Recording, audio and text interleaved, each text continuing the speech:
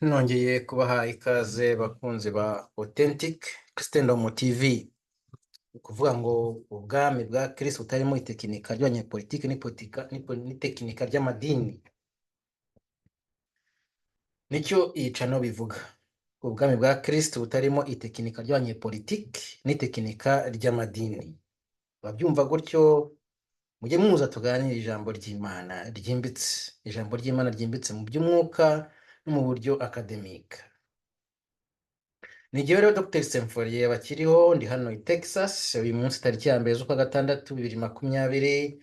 Nkaba rero mbahaye ikaze nyine kugira ngo tuganire ijambo ry'Imana ryimbitse mu buryo bw'umwuka no mu buryo akademike.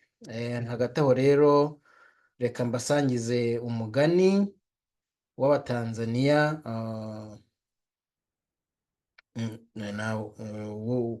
ujyanye n'iyi tariki ya mbere z'ukwa gatandatu.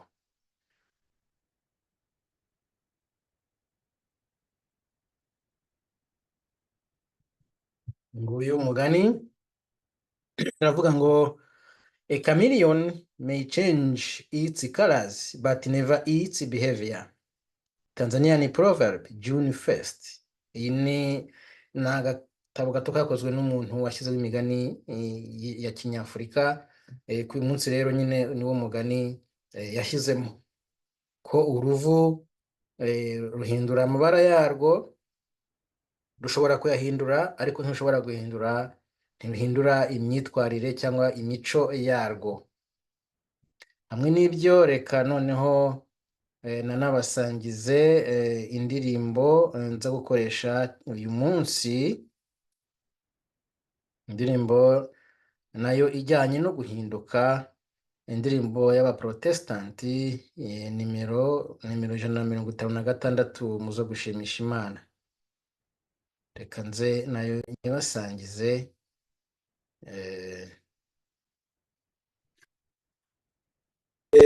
Yesu itanze kera ku musaraba, mbitewe n'urukundo ngo ngukize ibyaha byawe.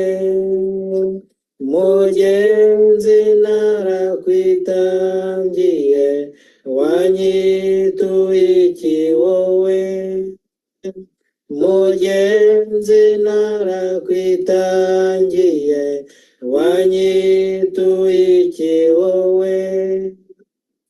Naretse ubwiza bwanjye nari mfite mu ijuru, nsiga umucyo kwa Data nza mu mwijima w'iyi si.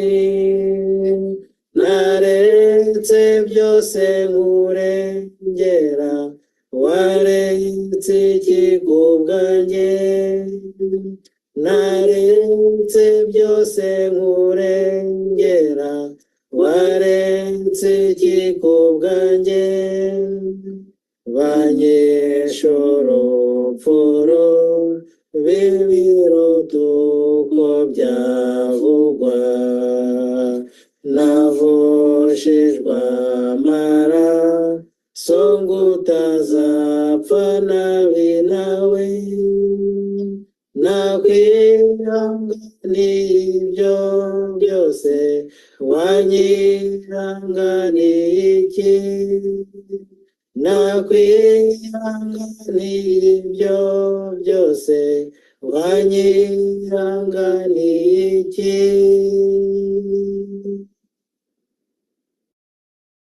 Ati nakwihanganiye ibyo byose, wowe wanyihanganiye iki? Hamwe n'ibyo uyu munsi rero turaganira ku ijambo ryo kubabarira, nk'uko nyine Yesu yatubabariye agapfira ibyaha byacu, wowe wamwihanganiye iki? None se kubabarira ni iki?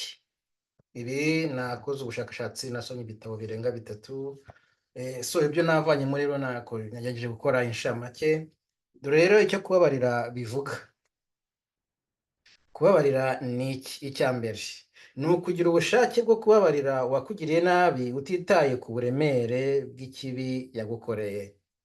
icya kabiri ni ukureka uwakugiriye nabi agasohoka muri gereza wamufungiyemo mu mutima wawe. Icya gatatu, kubabarira ni ukuzibukira umubabaro n'igisebo watewe n'uwaguhemukiye. Kwibuka uwaguhemukiye si icyaha, biba icyaha iyo ubyibutse ugamije kwihorera.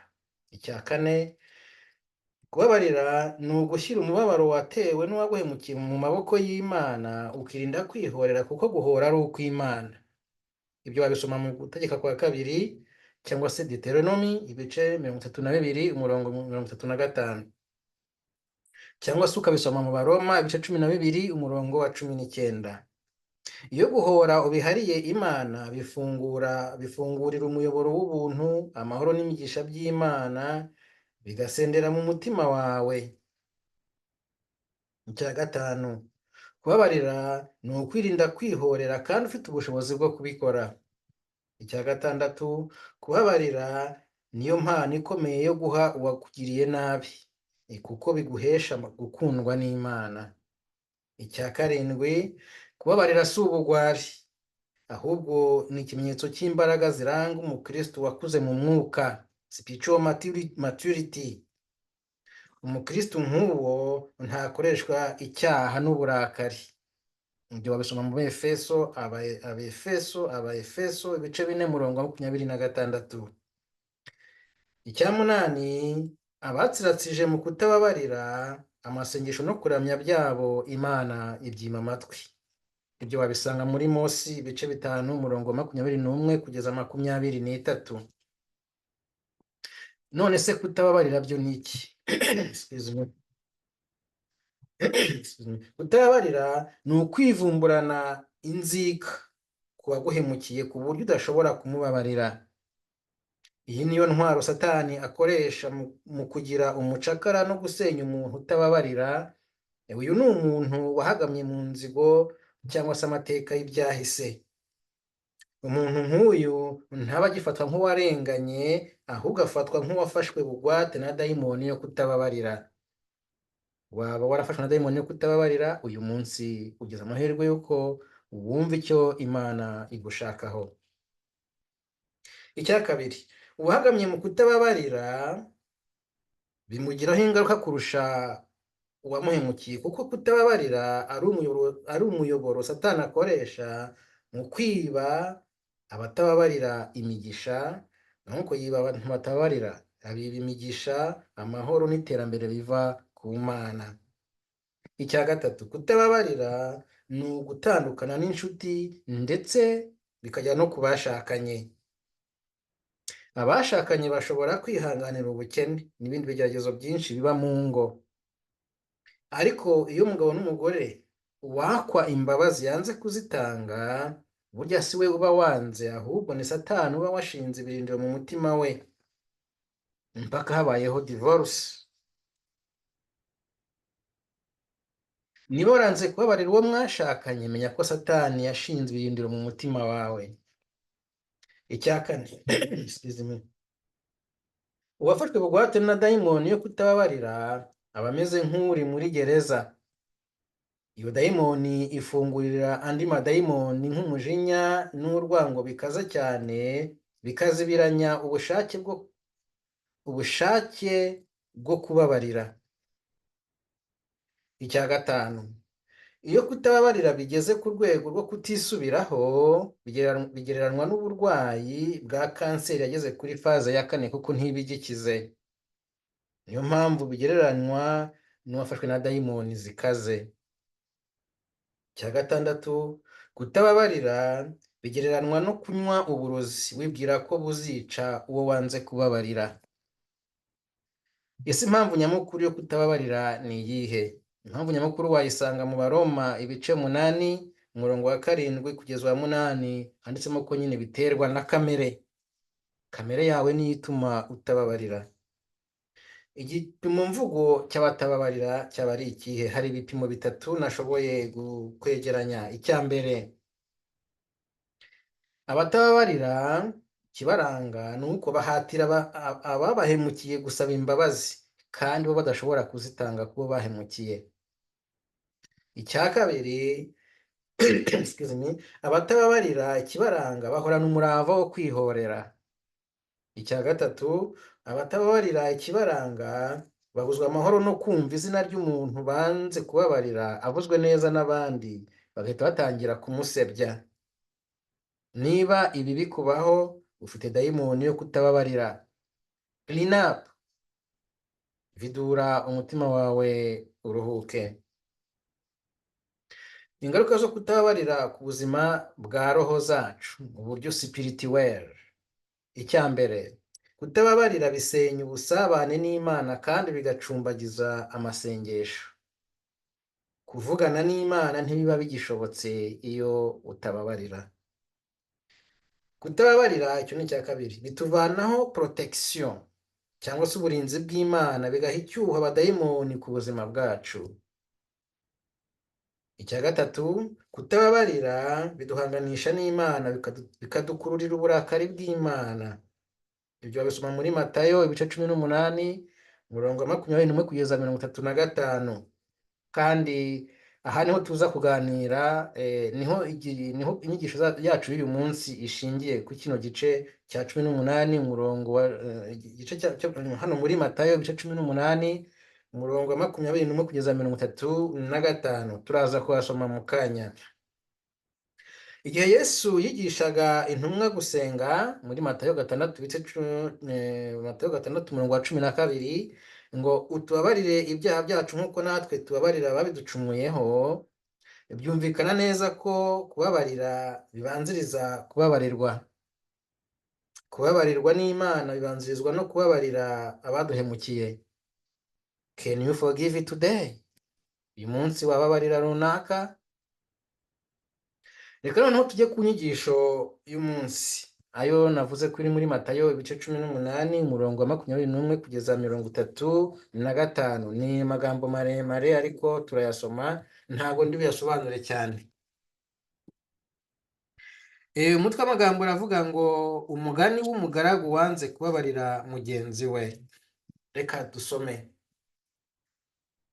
Nuko Petero yegera Yesu aramubaza ati, Nyagasani, mbese umuvandimwe wanjye akomeje kuncumuraho nkwiriye kumubabarira kangahe? Ese namubabarira 7? Yesu aramusubiza ati, sinkubwiye ko wagarukira kuri 7 gusa, ahubwo uzageze kuri 7 inshuro 70. Niyo mpamvu iby'ubwami bw'ijuru wabigereranya n'umwami washatse kumurikisha imari yari yarabikije abagaragu be. Agitangira kubikora, bamuzanira umwe muri bo wari umurimo za miliyoni na za miliyoni z'amafaranga. Nuko abonye ko uwo muntu atari afite icyo kwishyura, shebuja ategeka ko bamugurisha we n'umugore n'abana be n'ibyo yari afite byose kugira ngo yishyure uwo mwenda. Uwo mugaragu niko kumwikubita imbere akoma yombi ati, nimunyihanganire nzabishyura ibyanyu byose. Shebuja amugirira impuhwe, amurekera uwo mwenda, aramurekura. Uwo mugaragu avuye aho ahura n'undi mugaragu mugenzi we wari umurimo amafaranga ibihumbi bikeya. Aramufata aramuniga ati, nyishyura umwenda undimo. Mugenzi we niko kumwikubita imbere aramwinginga ati, nimunyihanganire nzabishyura ibyanyu byose. Aranga, ahubwo aragenda aramufungisha kugeza igihe azaba amwishyuriye uwo mwenda.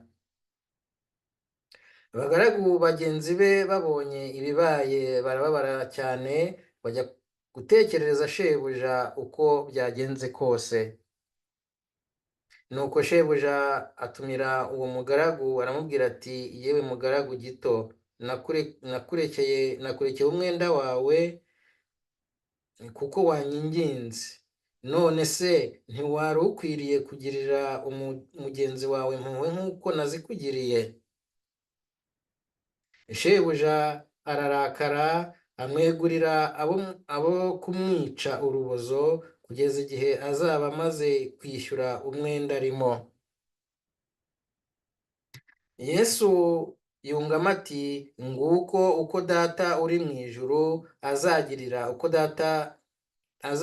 buri wese muri mwe natababarira mugenzi we abikuye ku mutima. Ngayo amagambo tugiye kuganira rero ajyanye no kubabarira. Ni amagambo meza cyane ngira ngo tuganireho muri kano kanya. Nihanganire gato.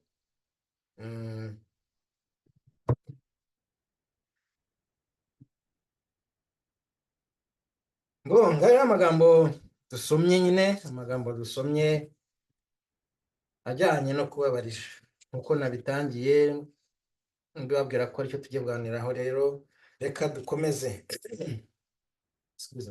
Mu bushakashatsi rero njye ntabwo nyine ijambo dusangira ni ijambo ry'umwimerere, mba nakoze ubushakashatsi kandi nyobowe n'umwuka wera. Ni ijambo ricukumbuye mu buryo bw'umwuka, mu buryo spirituel no mu buryo academique. Niyo mpamvu niba ukeneye kujya wumva ijambo ry'umwimerere, jya uza tuganire, jya uza kuvoma ahangaha.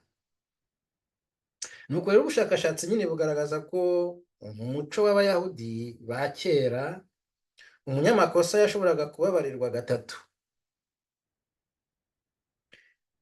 Petero rero mu gushaka kubabarira 7 yari ashatse kumvikanisha ko yari umunyamahoro menshi cyangwa se umunyembabazi nyinshi.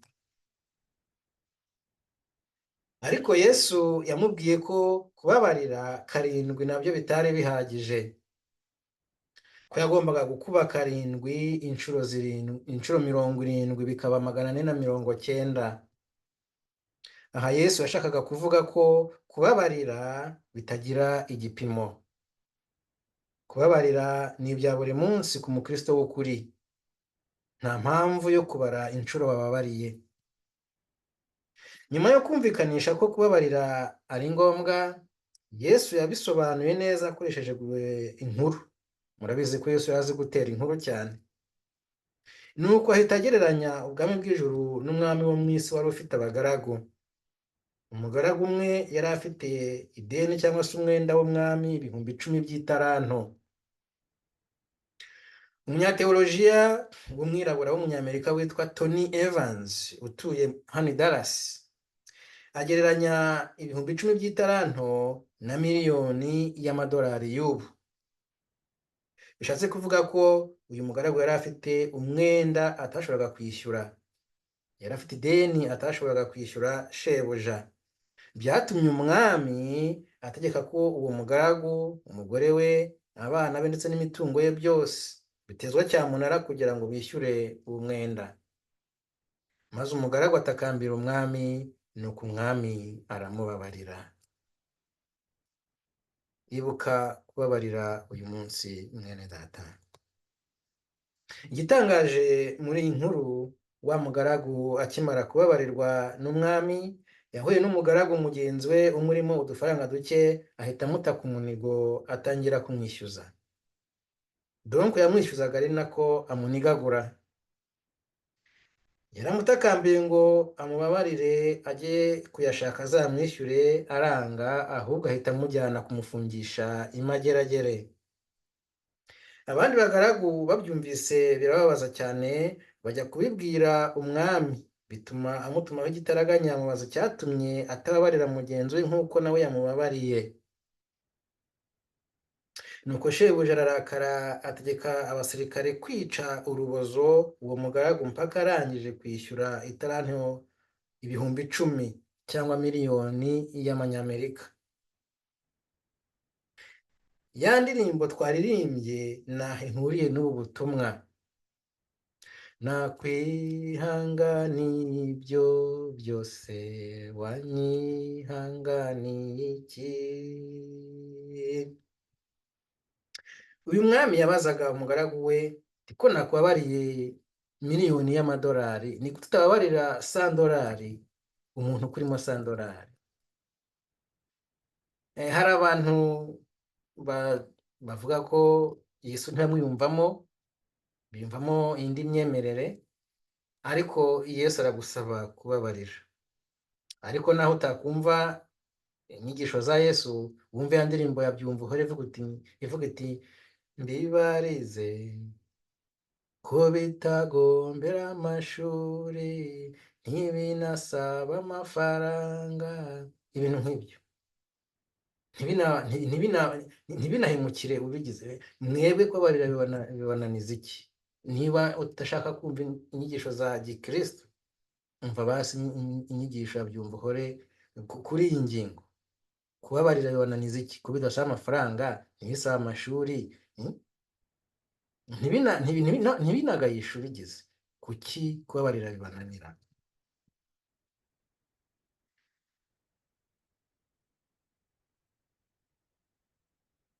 Yesu rero nyine yakubabariye ibyaha byawe, agupfira ku musaraba. Wowe unanizwa n'iki kubabarira abandi? Iki ni ikibazo kikujeho uyu munsi, wowe uri kumva iki kiganiro. Niba kandi utiyumvamo Yesu, basi wumve indirimbo ya Byumva uhore ibaza ngo bibananiza iki? Yesu asoza avuga ati uko byagendekeye umugaragu wababariwe n'umwami, nyamara we akanga kubabarira mugenzi we, bikamukururira uburakari bw'umwami, niko Imana yo mu ijuru izagirira buri wese muri mwe natababarira mugenzi we abikuye ku mutima. Hari uwo wibutse wanze kubabarira? Igihe ni iki. Clean up, babarira, umutima wawe uruhuke. Uku kubabarira bivuye ku mutima ni ikintu gikomeye mu iyobokamana. Mu iyobokamana umutima witabwaho cyane kurusha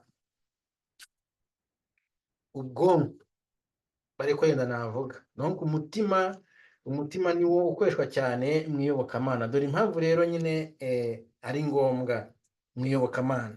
Urinde umutima wawe numara kumva ibi bintu, kandi kurinda nuko ubabarira, nuko uhinduka, nuko uwihana. Impamvu rero nyine umutima witabwaho cyane mu iyobokamana nuko ari icyicaro cy'urukundo, icyicaro cy'ubugwaneza, ubunyangamugayo ndetse na spirituality. Nabuze uko navuga spirituality muri ururimi ndi kuvuga, ariko spirituality ni ukuvuga ngo umutima niwo ukorana itumanaho n'umwuka wera. Umutima ufite ubushobozi bwo kumenya iby'Imana yibwira kuruta imagination y'ab'isi na filozofiya zo mu ishuri. Umutima ni icyicaro cy'ukuri, ubutungane, kwicisha bugufi, guhimbaza Imana by'ukuri no gukizwa by'ukuri. Ibi byose bibera mu mutima. Guhinduka k'umuntu mubi cyangwa mwiza bikorerwa mu mutima. Niyo mpamvu kubabarira bikorerwa mu mutima bigasesekara hanze. Nk'uko mubivuga mwese muti akari ku mutima gasesekara ku munwa, cyangwa se mu Bongereza bati inside out. Wa mwana w'ikirara agarutse mu rugo, nk'uko bisanga muri Luka 15 umurongo wa 11-32, ise yamubagiye ikimasa kugira ngo amwereke ko yamubabariye abikuye ku mutima. Icyakora tuzirikane ko ise ntabwo yigeze ajya kumwirukaho ngo agaruke mu rugo. Umwana w'ikirara niwe wafateye intambwe ya mbere mu mutima, yicuza ko yacumuye kuri se no ku Mana, maze afata umwanzuro wo gusubira mu rugo. Uwakoze icyaha niwe wihana. Nuko rero ise yamubonye akoresha umunsi mukuru w'akataraboneka wo kumwakira. Nguwo umutima wo kubabarira ndi kubabwira. Umutima utababarira bawita umutima w'akahebwe. Kimwe mu bizakubwira ko umuntu afite umutima w'akahebwe, uzumva avuga ati naho wanyica sinshobora kubabarira kanaka, over my dead body. Iki ni igipimo cyiza cy'abantu bafite imitima y'akahebwe. idafite n'akumba na gato mu mitima yabo. Nta mwuka wera ushobora, umwuka wera ntiyabona aho acumbika mu mitima yabo. Niba uri muri iyi kategori cyangwa se abantu nk'aba, uyu ni umwanya, ni amahirwe ugize. Igihe ni iki ngo ukore icyo twita clean up cyangwa se vidura, umwuka wera yinjire mu mutima wawe. Babarira kanaka ubivanye ku mutima, umwuka wera ature mu mutima wawe. Uku niko kurinda umutima wawe,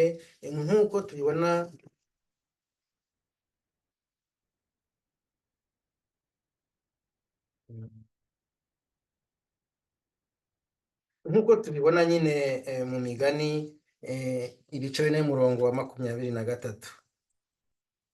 Wowe wanze kubabarira, dore icyo Yesu agusaba. Biri muri Luka 6:27-28. haranditse ngo, reka mbabwire mwe munyumva, mukunde abanzi banyu, mugire neza ababanga, mwifurize umugisha ababavuga nabi. Kansubiremo, reka mbabwire mwe munyumva, mukunde abanzi banyu, mugirire neza ababanga, mwifurize umugisha ababavuma, kandi musabire ababagirira nabi. Ngicyo icyo umwuka wera agusaba uyu munsi, wowe wanze kubabarira. Nabibutsa kandi ko iyi nyigisho ari kimwe mu bisubizo byasabwe na Dr. Rudasingwa, abaza niba kominote y'Abanyarwanda yavurwa n'uwuhe muti. Umwe mu miti y'ingenzi ni ukubabarira, ariko nzabikoraho ikiganiro kirambuye. Reka rero twiragize Imana, bavandimwe muri Yesu Kristo. Uwiteka Mana Data wa twese, mu ijwi ry'abaambasaderi bawe b'ukuri, ndagusabye ngo usuke ububyutse bwo kubabarira mu mitima y'akahebwe. Bisabye mu izina rya Yesu, Umwami n'Umukiza wacu. Amen. Mugira amahoro bene Data muri Yesu Kristo.